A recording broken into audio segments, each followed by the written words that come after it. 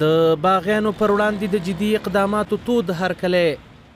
او دغه کسان چې کله نیول کیږي د دغو په نیولو کې اسلامي امارت سره ملت ډیر همکار ده. دغه د ملت همکاري ده چې هغوی نسي کولی چې امنیت اخلال کړي. عامو هیوادوالو او سیاسي شنونکو د امنیتي ځواکونو له لوري د باغیانو پر وړاندې د جدي اقداماتو تود هرکلی کړی. دوی وایي د اسلامي نظام پر وړاندې بغاوتګر د پردیو استخباراتي کړیو ښکار شوي او د تیرې ادارې د څو فاسدو اشخاصو له لوري تیرستل کیږي او پر سرونو یې ډالري ګټې کیږي. کسایی که میخواین تخریب بسازن نظام را، مردم را، ذهنیتایشان در مقابل قد علم بکنن و اونها را نگذارن که مردم افغانستان را باز به دسترخوان غم بنشانن. تیره ورځ په پنجشیر کې د امنیتي ځواکونو له لوري دوه باغیان له ځینو مهماتو سره نیول شوي چې غوښتلي د عامو خلکو لپاره تشویشونه ایجاد کړي. د پنجشیر امنیه قمندانۍ مسؤلین د دغه نیول شوو کسانو پخلی کړی. د پنجشیر ولایت امنیه قمندانۍ امنیتي ځواکونو د کشفي راپورونو پر اساس یو لړ عملیات ترسره کړل چې د یادو عملیاتو په نتیجه کې 2 تنه باغیان ونیول شول.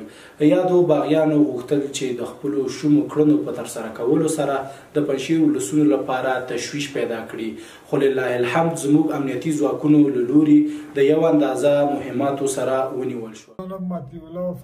نیول شوو باغیانو په خپل جرم اعتراف کړی او ویلي دي چې د پیسو په مقابل کې غوښتل لاسي بمونو ته انفجار ورکړي. دوی د پنجشیر له ځوانانو وغوښتل چې د چا په پروژه‌ایي خبرو ونه غولېږي او له خپلو امنیتي ځواکونو سره د اوږه په اوږه د امنیت په لا پیاوړتیا کې همکاري وکړي.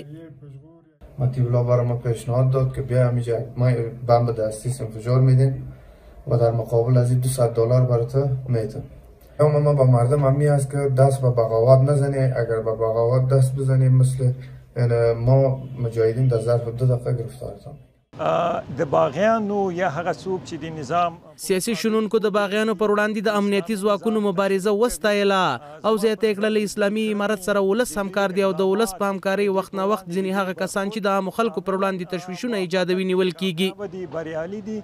زه واقعا له دوی نه منندوی یم چې افغانستان کې زه پر دې باور یم چې اسلامي امارت د ولس له ملاتړ نه برخمن ده او دغه کسان چې کله نیول کیږي د دغو په نیولو کې اسلامي امارت سره ملت ډیر همکار ده. دغه د ملت همکاري ده چې هغوی نسي کولی چې امنیت اخلال کړي. نو کله چې ملت په خپله باندې دغسې اشخاص، افراد د پردیو غلامان یا پردی پروژې په افغانستان کې نه مني نو طبعا چې بیا به څوک دې ته زړه ښه نه کړي چې هغه د امنیت اخلال کړي، ځکه چې د افغانستان 15 میلیونه نفوس دا خلک نه غواړي، هغوی له حاکمیت نه راضي دي ځکه چې حاکمیت پر جغرافیې کنټرول لري.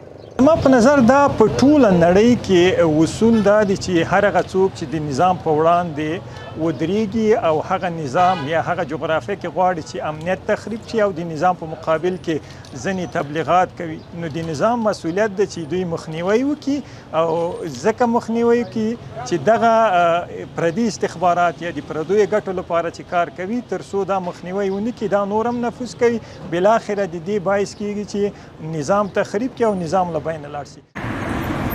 عام هیوادوال له امنیتي ځواکونو خوښ دي چې په هیواد کې د تامین شوي امنیت تخریبونکو ته خپله سزا ورکوي او هیڅ چاته اجازه نه ورکوي چې تامین شوی امنیت اخلال کړي. هغه وګړي چې هغوی هڅه کوي چې داخلي امنیت وننګوي نو هغوی ته باغیان ویل کیږي په اصطلاح.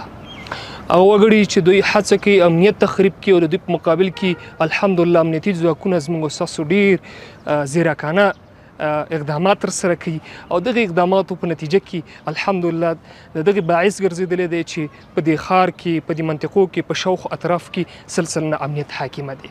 از نظام فعلی خواهشمند هستیم کسایی که میخواین تخریب بسازن نظام را، مردم را، ذهنیتایشان در مقابل قد علم بکنن و اونها را نگذارن که مردم افغانستان را باز به دسترخوان غم بنشانند.